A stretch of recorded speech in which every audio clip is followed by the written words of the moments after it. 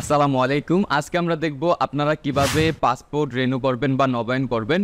অর্থাৎ আপনাদের যাদের এমআরপি পাসপোর্ট রয়েছে আপনারা কিভাবে অনলাইনে ই পাসপোর্টের জন্য আবেদন করবেন এবং আপনাদের যাদের পাসপোর্টের মেয়াদ উত্তীর্ণ হয়েছে কিংবা আপনাদের পাসপোর্টে যদি কোনো তথ্যগত গরমিল থেকে থাকে আপনারা নতুন করে কিভাবে পাসপোর্টটি নবায়ন বা রেজিস্ট্রির জন্য আবেদন করবেন এই প্রসেসটি আজকে আমি আপনাদের সাথে আলোচনা করব এবং এক্ষেত্রে আপনার কি কি ডকুমেন্টস প্রয়োজন হবে এবং কত টাকা ফি আপনাকে পেমেন্ট করতে হবে এই কমপ্লিট প্রসেসটি আজকে আমি আপনাদের সাথে আলোচনা করব। আই হোপ আপনি যদি শুরু থেকে শেষ পর্যন্ত ভিডিওটি কন্টিনিউ করেন তাহলে আপনি ঘরে বসে আপনার একটি হাতের মোবাইল ফোন দিয়ে আপনার এমআরপি পাসপোর্ট অথবা পাসপোর্টটিকে আপনি রিইস্যু বা নবায়ন করে নিতে পারবেন। তবে বরাবরের মতো রিকোয়েস্ট করব, আপনি যদি আমাদের ইউটিউব চ্যানেলে নতুন দর্শক হয়ে থাকেন তাহলে কাইন্ডলি আমাদের ইউটিউব চ্যানেলটি সাবস্ক্রাইব করে পাশে থাকা বেল আইকনটি প্রেস করে রাখুন যাতে আমাদের এই ধরনের ইম্পর্টেন্ট ভিডিও আপলোড করার সাথে সাথে আপনার কাছে পৌঁছে যায়। ওকে, ব্যাক টু কম্পিউটার। দর্শক, আপনারা আপনাদের হাতের মোবাইল ফোন অথবা পিসি যে কোনো একটি ব্রাউজার ভিজিট করবেন এবং সার্চ বারে টাইপ করবেন epassport.gov.bd। আপনারা এই লিঙ্কটি লিখে সার্চ করবেন। ওকে, সার্চ করার পরে আপনাকে বাংলাদেশ ই পাসপোর্ট অনলাইন পোর্টালের এই সাইটটিতে নিয়ে আসবে এবং এখান থেকে আপনারা apply online for E passport or reissue, আপনারা এখান থেকে ডিরেক্টলি টু অনলাইন অ্যাপ্লিকেশন এই বাটনটিতে প্রেস করবেন। ওকে, প্রেস করার পরে আপনাকে এখান থেকে check availability for our e passport in your region, এখান থেকে আপনি are you applying from Bangladesh এটি আপনি ইয়েস সিলেক্ট করবেন। তারপর এখান থেকে select district of your present address, অর্থাৎ বর্তমান ঠিকানার আপনার যে ডিস্ট্রিক্ট রয়েছে সেটি আপনি এখান থেকে সিলেক্ট করবেন। তারপর select the police station nearest to your present address, অর্থাৎ আপনার যে থানা বা উপজেলা রয়েছে প্রেজেন্ট অ্যাড্রেসের সেটি আপনি এখান থেকে সিলেক্ট করবেন। তারপর আপনি এখানে আপনার রিজনাল যে পাসপোর্ট অফিস রয়েছে সেটি আপনি এখান থেকে দেখতে পারবেন। তারপর জাস্ট আপনি এখান থেকে কন্টিনিউ বাটনটিতে ক্লিক করবেন এবং ক্লিক করার পর এখানে আপনাকে এন্টার ইউর ইমেল অ্যাড্রেসে আপনার একটি ইমেল অ্যাড্রেস বসিয়ে দিতে হবে। অবশ্যই আপনি যে ইমেল অ্যাড্রেসটি ব্যবহার করেন আপনার ফোনে অ্যাক্টিভ রয়েছে এমন একটি ইমেল অ্যাড্রেস এখানে বসিয়ে দিবেন। ওকে, এখান থেকে আমাদের একটি ইমেল অ্যাড্রেস আমরা এখানে বসিয়ে দিলাম। তারপর হচ্ছে এখান থেকে আই এম হিউম্যান এটিতে আপনি টিক দিবেন। তারপর এখান থেকে কন্টিনিউতে ক্লিক করবেন। ওকে, এখান থেকে আমরা কন্টিনিউ বাটনটিতে ক্লিক করে দিচ্ছি। তারপর আপনাকে নেক্সট ইন্টারফেসে নিয়ে আসবে এবং এখানে আপনাকে এন্টার ইউর অ্যাকাউন্ট ইনফরমেশন, অর্থাৎ আপনার অ্যাকাউন্টের জন্য এখানে ইনফরমেশন ফিল আপ করতে হবে। যেমন ফার্স্টে আপনার এখানে একটি পাসওয়ার্ড সেট করতে হবে। এখানে আপনার পাসওয়ার্ডটি অবশ্যই মিনিমাম 6 ক্যারেক্টারের ভিতরে অ্যাটলিস্ট 1 লোয়ার কেস অ্যান্ড হচ্ছে যে 1 upper case and special character mix করে আপনারা এখান থেকে একটি পাসওয়ার্ড মিনিমাম 6 ডিজিটের ভিতরে এখানে বসিয়ে দিবেন। আপনাদের মতো করে আপনারা এখানে পাসওয়ার্ডটি সেট করে দিবেন। ওকে, এখান থেকে আমাদের একটি পাসওয়ার্ড আমরা এখানে বসিয়ে দিলাম। তারপর আপনাকে এখানে আপনার গিভেন নেম এবং সারনেম বসিয়ে দিতে হবে এবং যাদের নামের একটি অংশ থাকবে সেক্ষেত্রে আপনি গিভেন নেমটি এটি অপশনাল, এটি না দিয়ে আপনি শুধু আপনার নামটি সারনেমে বসিয়ে দেবেন। অর্থাৎ ধরেন আপনার নাম রহিম, করিম, জামাল এরকম হলে শুধু সারনেমই দেবেন। তবে আমরা এখানে গিভেন নেম এবং সারনেম দুটি বসিয়ে দিচ্ছি। এমডি ইসমাইল। ওকে, শুধু যদি ইসমাইল হতো সেক্ষেত্রে আমরা শুধু সারনেমের নামটি বসিয়ে দিতাম আর গিভেন নেমের এটি অপশনাল রেখেছে, সো আপনারা এটি অবশ্যই ফলো করবেন।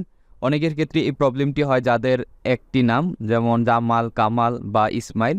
তবে আপনার যদি ধরেন মোহাম্মদ করিম, মোহাম্মদ জামাল এরকম যদি হয় সেক্ষেত্রে আপনি গিভেন নেমে আপনার আর নামের প্রথম অংশ যেমন এমডি বা মোহাম্মদ এটি আপনি গিভেন নেম দিবেন এমডি, তারপর হচ্ছে সারনেমে আপনার নাম ইসমাইল এটি দিয়ে দিবেন। তারপর নিচে আপনার মোবাইল নাম্বারটি বসিয়ে দিবেন। অবশ্যই একটি অ্যাক্টিভ বা সচল নাম্বার যেটি আপনি ব্যবহার করেন এরকম একটি নাম্বার দিবেন।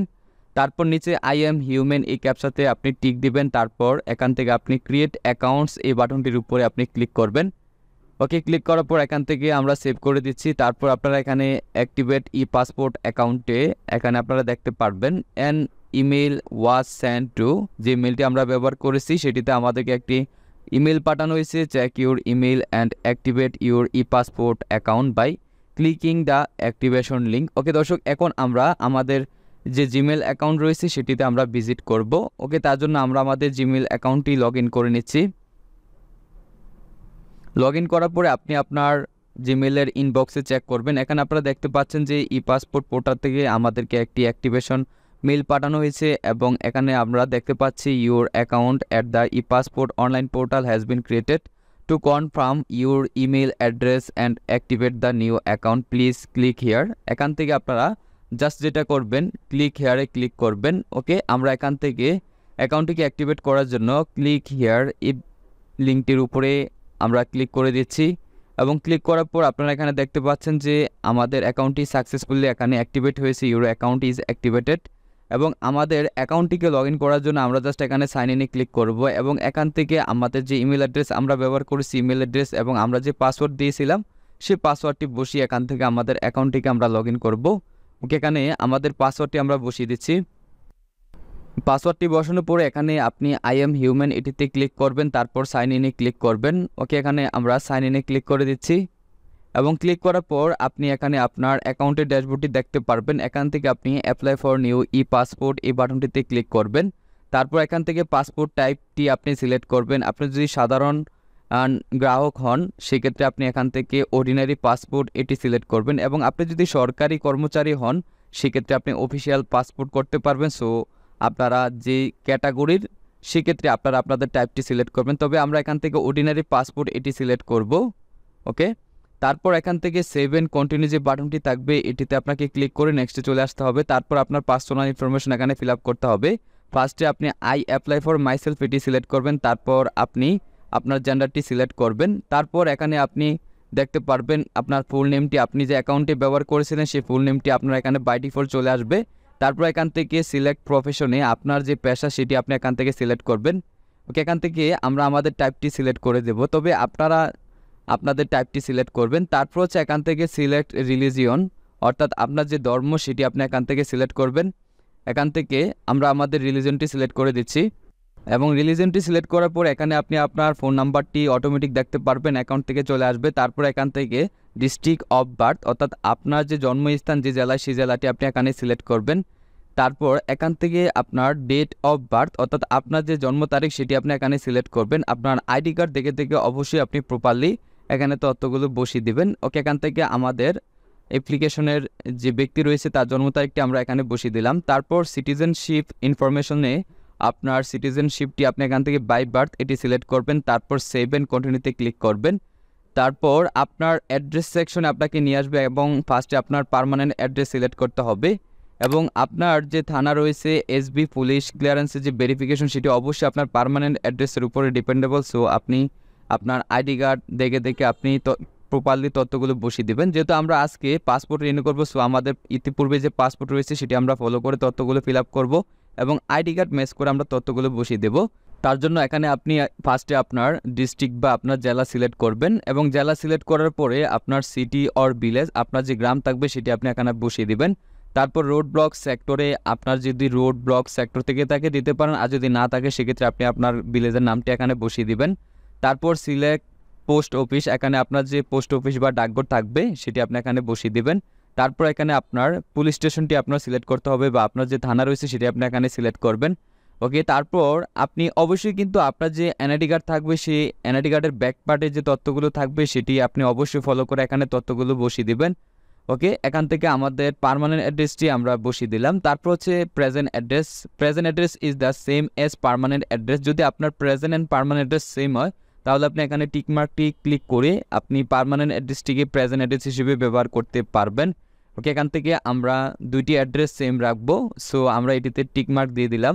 তারপর আপনি স্ক্রল করে নিচে চলে আসবেন এবং যখন আপনি নিচে স্ক্রল করবেন এখানে আপনি সেভ এন্ড কন্টিনিউ বাটনে ক্লিক করে নেক্সটে চলে যাবেন। তবে এখানে আপনি দেখতে পারবেন আপনার আবেদিত পাসপোর্ট অফিস ব্যতীত অন্য কোনো পাসপোর্ট অফিসে আবেদনটি জমা বা বাতিল করতে পারবেন না এবং আবেদন জমাদানের জন্য পাসপোর্ট অফিসের নাম বর্তমান ঠিকানার উপর নির্ভর করবে। এই ক্ষেত্রে অবশ্যই আপনারা আপনাদের বর্তমান ঠিকানাটি ভালো করে খেয়াল করে ফিল আপ করবেন। ওকে দর্শক, এখান থেকে আমরা সেভ এন্ড কন্টিনিউতে ক্লিক করে পরবর্তী ধাপটিতে চলে যাচ্ছি এবং যখন আপনি নেক্সটে আসবেন এখানে আইডি ডকুমেন্টস থেকে আপনাকে এখান থেকে পাসপোর্টের ক্যাটাগরি সিলেক্ট করতে হবে। যেমন আপনি এখানে ফার্স্টে দেখতে পারবেন do you have any previous passport, অর্থাৎ দর্শক আপনার যদি ইতিপূর্বে কোনো পাসপোর্ট থেকে থাকে তাহলে এখান থেকে আপনি আপনার টাইপটি সিলেক্ট করবেন। যেমন এখানে আপনি যদি এমআরপি পাসপোর্ট আপনার ইতিপূর্বে থেকে থাকে তাহলে আপনি এখানে yes I have a machine readable passport এমআরপিটি সিলেক্ট করবেন এবং আপনার যদি ইতিপূর্বে ই পাসপোর্ট থেকে থাকে yes I have an electronics passport second যে অপশন এটি সিলেক্ট করবেন এবং আপনি যদি নতুন আবেদনকারী হন সেক্ষেত্রে আপনি এখানে no I don't have any previous passport এটি সিলেক্ট করবেন। তবে আমরা আজকে দেখব কিভাবে পাসপোর্ট রিনিউ করা যায় এবং আমাদের ইতিপূর্বে যে পাসপোর্টটি রয়েছে সেটি হচ্ছে এমআরপি। সো আমরা এখান থেকে ফার্স্ট ওয়ান যে অপশনটি yes I have a machine readable passport, এই টাইপটি আমরা সিলেক্ট করব। ওকে, সিলেক্ট করার পরে নিচে আপনার সিলেক্ট রিইস্যু রিজনটি এখান থেকে আপনাকে সিলেক্ট করতে হবে, আপনি কেন এখান থেকে পাসপোর্টটি নবায়ন করছেন। যদি আপনি ই পাসপোর্টের জন্য আবেদন করেন এখান থেকে কনভার্সেশন টু ই পাসপোর্ট এই টাইপটি সিলেক্ট করবেন, এবং আপনাদের যাদের পাসপোর্ট এক্সপায়ার হয়ে যাবে আপনারা সেকেন্ড অপশনটি সিলেক্ট করবেন, এবং যারা পাসপোর্ট হারিয়ে ফেলছেন তারা থার্ড অপশনটি সিলেক্ট করবেন, এবং যারা ডাটা চেঞ্জ করতে চাচ্ছেন সেক্ষেত্রে ফোর্থ অপশনটি সিলেক্ট করবেন। তবে আমরা যেহেতু এমআরপি থেকে ই পাসপোর্ট করবো, সো আমরা ফার্স্ট ওয়ান যে অপশনটি রয়েছে কনভার্সন টু ই পাসপোর্ট এটি সিলেক্ট করলাম। তারপর এখানে প্রিভিয়াস পাসপোর্ট নাম্বারটি এখানে বসিয়ে দিতে হবে। ওকে, প্রিভিয়াস পাসপোর্ট নাম্বার বসানোর পরে আপনাকে নিচে select date of issue and select date of expiration, অর্থাৎ আপনার যে পাসপোর্টটি রয়েছে অলরেডি আপনার হাতে যেটি আপনি নবায়ন করবেন সেই পাসপোর্টের যে ইস্যু ডেট এবং এক্সপায়ার ডেট আপনি পাসপোর্ট থেকে এখান থেকে সিলেক্ট করে দিবেন। ওকে, এখান থেকে আমাদের পাসপোর্টের issue date and expiry date আমরা এখান থেকে বসিয়ে দিচ্ছি। ওকে, তারপর আপনি এখানে do you have passport of other countries, যদি আপনার অন্য কোনো কান্ট্রিজের পাসপোর্ট থেকে থাকে তাহলে এখান থেকে আপনি ইয়েস সিলেক্ট করবেন, তবে এটি আপনি নো সিলেক্ট করবেন, নো আই ডোন্ট হ্যাভ। ওকে, তারপর হচ্ছে নিচে আপনি এখান থেকে আইডেন্টিফিকেশন ইনফরমেশন যে সেক্টরটি রয়েছে বা সেকশনটি রয়েছে সেটিতে চলে আসবেন, এখানে আপনার ন্যাশনাল আইডি নাম্বারটি এখানে বসিয়ে দিতে হবে। ওকে, এখান থেকে আমাদের যে এনআইডি কার্ড রয়েছে সেই এনআইডি কার্ডটি এই নাম্বারটি আমরা এখানে বসিয়ে দিচ্ছি। অবশ্যই আপনারা খেয়াল করে আপনাদের যে আইডি কার্ড থাকবে সেই আইডি কার্ডের নাম্বারটা এখানে বসিয়ে দিবেন।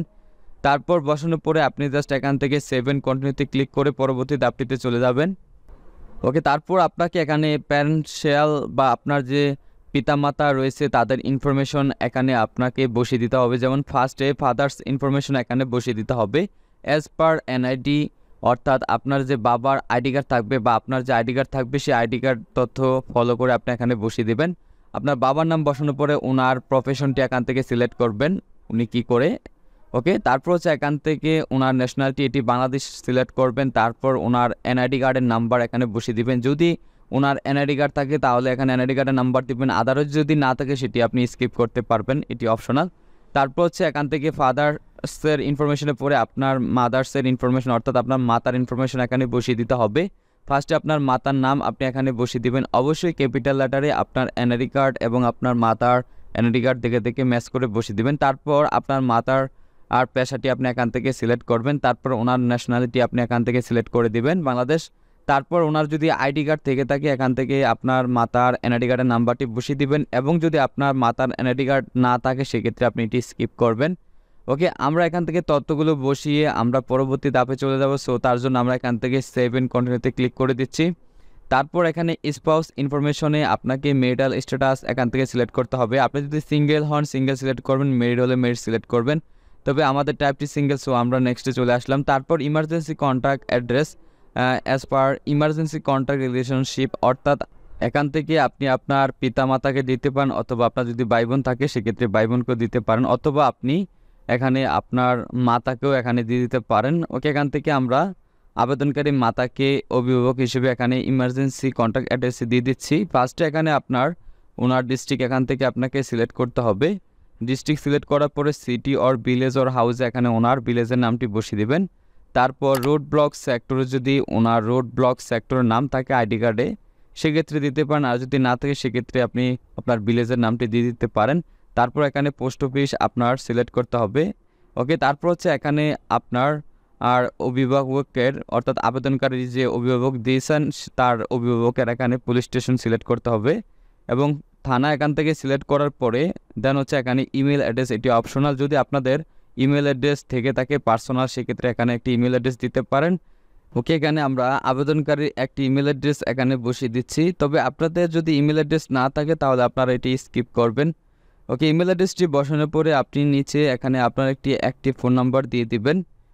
ওকে, এখান থেকে আমরা একটি অ্যাক্টিভ ফোন নাম্বার এখানে বসিয়ে দিচ্ছি। ফোন নাম্বারটি বসানোর পর আপনি এখান থেকে সেভ এন্ড কন্টিনিউতে ক্লিক করবেন। তারপর এখানে পাসপোর্ট অপশন থেকে আপনার 48 পেজের পাসপোর্টের ভ্যালিডিটি সিলেক্ট করতে হবে। যদি 5 বছরের সিলেক্ট করেন 4025 টাকা, এবং 10 বছরের 48 পেজের পাসপোর্টের ফি হচ্ছে 5750 টাকা। তবে আমরা এখানে 5 বছরেরটি সিলেক্ট করব, সো আমরা নেক্সটে চলে আসলাম। তারপর এখান থেকে এক্সপ্রেস ডেলিভারির জন্য হচ্ছে 600-325 টাকা, এবং রেগুলার ডেলিভারির জন্য হচ্ছে আপনার 4025 টাকা আপনাকে ব্যাংক ড্রাফট করতে হবে। তবে 48 পেজের 5 বছর মেয়াদের হচ্ছে এটা ফি, তবে 10 বছরের জন্য হচ্ছে কিন্তু 5,750 টাকা। তবে আমরা 5 বছরটি যেহেতু করতেছি দেন হচ্ছে আমরা এখান থেকে এক্সপ্রেস ডেলিভারি এটি সিলেক্ট করলাম। তবে আপনারা এখান থেকে আপনাদের টাইপটি সিলেক্ট করবেন, রেগুলার ডেলিভারি আপনারা দিতে পারেন। ওকে, তারপর হচ্ছে নেক্সটে চলে আসবেন। এখানে আপনার সামনে ফুল অ্যাপ্লিকেশনটি প্রিভিউ দেখাবে। এখানে আপনি আপনার অ্যাপ্লিকেশনের তথ্যগুলো ভালো করে চেক আউট করবেন, কোনো প্রবলেম আছে কিনা। যদি কোনো মিসম্যাচ থাকে আপনি কারেকশন করে দেন হচ্ছে এখান থেকে ফাইনালি আপনি সাবমিট করবেন। ওকে, এখান থেকে আমরা টাইম নিয়ে আমরা এখান থেকে আবেদনটি চেক করে নিচ্ছি। তারপর আপনি এখানে কনফার্ম হলে নিচে এখান থেকে টার্মস অ্যান্ড কন্ডিশন থেকে আপনি আই এগ্রিতে ক্লিক করবেন। ওকে, এখান থেকে আমরা ডিক্লারেশন থেকে এগ্রিমেন্টে আমরা এখানে টিকমার্ক দিয়ে তারপর হচ্ছে এখান থেকে confirm and process to payment এটিতে ক্লিক করলাম। ওকে, তারপর হচ্ছে আপনাকে এখান থেকে অ্যাপ্লিকেশন সামারিতে নিয়ে আসবে। দেন আপনি স্ক্রল করে নিচে চলে আসবেন এবং এখান থেকে আপনি পেমেন্ট অপশনে অফলাইন পেমেন্ট এটি সিলেক্ট করবেন। ওকে, তারপর হচ্ছে এখান থেকে আপনি কন্টিনিউতে ক্লিক করবেন এবং যখন আপনি কন্টিনিউতে ক্লিক করবেন আপনার আবেদনটি ফাইনালি সাবমিটেড হয়ে যাবে। আপনি এখান থেকে আপনার অ্যাপ্লিকেশন কপিটি ডাউনলোড করবেন, দেন হচ্ছে এখান থেকে প্রিন্ট সামারিটি আপনি পিডিএফ আকার অথবা সরাসরি প্রিন্ট আউট করে নিতে পারবেন। তো দর্শক, এভাবেই আপনারা নতুন নিয়মে ই পাসপোর্ট নবায়ন করে নিতে পারবেন, অথবা যারা নতুন পাসপোর্টের আবেদন করতে চাচ্ছেন তারাও এই ভিডিওটি দেখে নতুন পাসপোর্টের আবেদন করতে পারবেন। এবং যাদের এমআরপি পাসপোর্ট রয়েছে তারাও কিন্তু সেম পদ্ধতিতে এখান থেকে ভিডিও দেখিয়ে আপনাদের পাসপোর্টটিকে আপনারা ই পাসপোর্টের জন্য আবেদন করতে পারবেন। যদি ভিডিওটি আপনার কাছে সামান্য হেল্পফুল মনে হয় তাহলে কাইন্ডলি আমাদের ইউটিউব চ্যানেলটি সাবস্ক্রাইব করে পাশে থাকা বেল আইকনটি প্রেস করে রাখুন, যাতে আমাদের এই ধরনের ইম্পর্টেন্ট ভিডিও আপলোড করার সাথে সাথে আপনার কাছে পৌঁছে যায়। আজকের মতো বিদায় নিচ্ছি। আমি আবুল সুমন। দেখা হচ্ছে পরবর্তী কোনো এক ভিডিওতে। সে পর্যন্ত ভালো থাকুন, সুস্থ থাকুন। আল্লাহ হাফেজ।